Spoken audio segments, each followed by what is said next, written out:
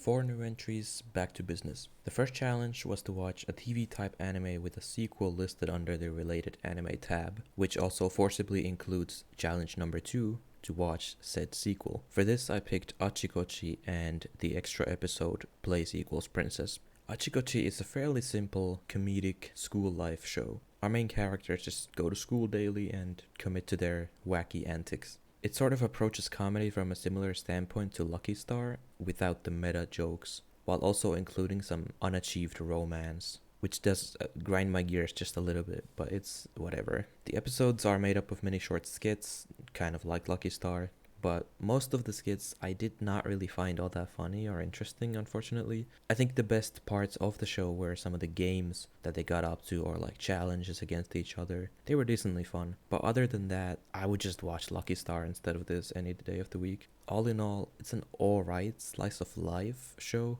but the comedic aspects of it could do some sprucing up. The third challenge was to watch an anime that began airing between 2000 and 2009, for which I picked Hidamari Sketch. This show is essentially, how I see it, a breakthrough in the moe slice of life genre. The show quite simply just goes through the daily events of our 4 main characters. The artistic portion of the anime doesn't hold much actual significance, but they do delve into it every now and then. Now, I'll go on a bit of a rant. I knew beforehand that this show was directed by none other than Aki Yukishimbo, the director of Monogatari and Madoka among others. And to me, that is the most striking aspect, as visually you can see quite clearly this big empty spaces, repeating patterns, and unrelated fun background art. Granted, I haven't read the source manga, but the structure of the anime must be a conscious adaptation decision. What I mean is, each episode covers 1 day of a month, as in 12 episodes covering 1 day of each 12 months of the year. Most importantly,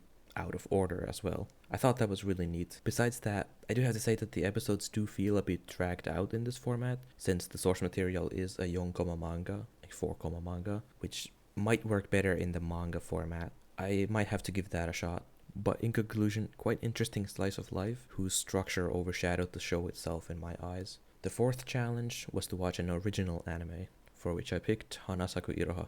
The show is quite a nice addition to the genre of going to a different town to start a new life. Our main character, Ohana, whose family situation is complicated to say the least, gets sent to her grandma's inn, where she will live and work for the foreseeable future. Ohana's personality of challenging old ideas and being very straightforward with her approach brings about a lot of challenges, but also positive changes. Now, I'll say this outright, there were a lot of points where I started questioning why certain things happened in writing, and mainly, why does Jiromaru exist? We could just cut him out altogether. But yeah, otherwise, sometimes the characters might feel quite one-dimensional outside of their own character arcs, which I will say, at least there were a lot of character arcs. They focused quite a lot on that, which I'm happy about. But in the end, I think it still manages to pull things together very tight and even ends on an unexpected, but in my mind, a good note. And I still ended up caring for most of the characters by the end of it, even Takako, but Jiromaru, please stay out of this. But to wrap it up, as corny as it sounds, this is the life of dreamers versus non-dreamers, and the portrayal of the feeblety of adolescence.